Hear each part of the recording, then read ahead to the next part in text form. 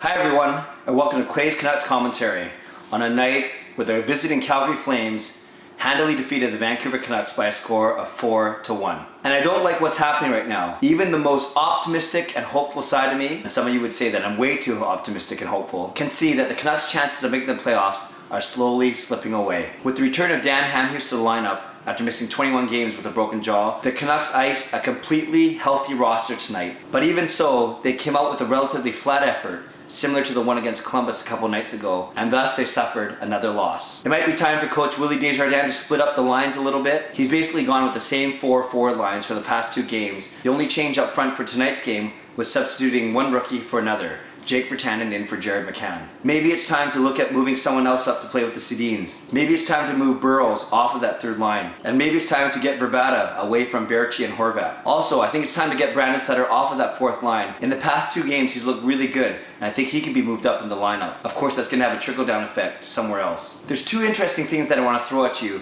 as we look at the Canucks' bid to make the playoffs. The first one is that we all know that the Canucks have 12 overtime or shootout losses. I think we can all agree that 12 losses of this type is way too many. So when you look at those 12 points that they've obtained from these 12 losses, you could say, well, if they had won just half of those games, had another 6 points, then they would be battling for third in our division and safely in a wild card spot in the Western Conference. However, if you look at some of the games that they have won in overtime or the shootout, you take away those points, maybe 4, 5, or 6, and that would put them right in the bottom of the league in the running for Austin Matthews. So like always, it depends on how you look at it. Here's the other one. Looking at the Canucks' February schedule, they have 11 games. 8 of them are at home. And of the 11 games, not one single game is against an opponent that's in the top 10 in the NHL. So with 8 out of the 11 at home, and with none of these teams being world beaters, now's the chance for the Canucks to make some hay in the standings. They've already opened up February with a loss against Columbus and a loss against Calgary, 2 of the worst teams in the entire NHL.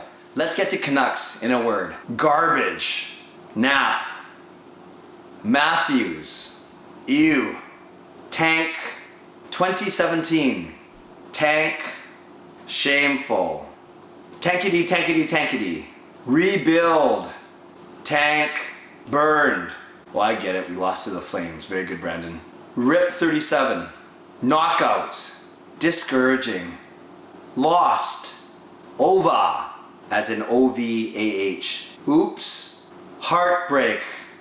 Next up for the Canucks, they travel to Colorado to take on the Avalanche on Tuesday night. Gonna leave you today with a 45-second clip from Hockey Night in Canada. Defenseman Ben Hutton was interviewed about a variety of subjects, including his love for dancing. And lo and behold, they showed footage of him and Jake Virtanen dancing in our Canucks Christmas music video from a couple months ago. Thankfully, Hutton said that he had a lot of fun appearing in the video. And admittedly, it was pretty cool seeing our video and hearing our names mentioned on national TV. I invite you to follow me on Twitter at CanuckClay and subscribe to this YouTube channel.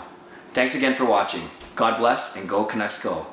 And then there were you and Jake Virtanen as backup dancers in Clay, Marie's, and Ariel's Canucks videos. Look at this.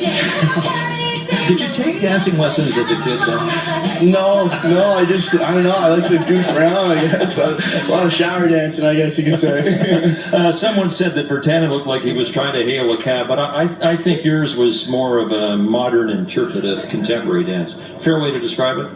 Yeah, that's a fair way to describe it. I mean, we took 4 or 5 takes and we were just trying every dance move we knew. So, no, that was fun. I love to bust a move every once in a while. So, if social media finds it, can't hide it.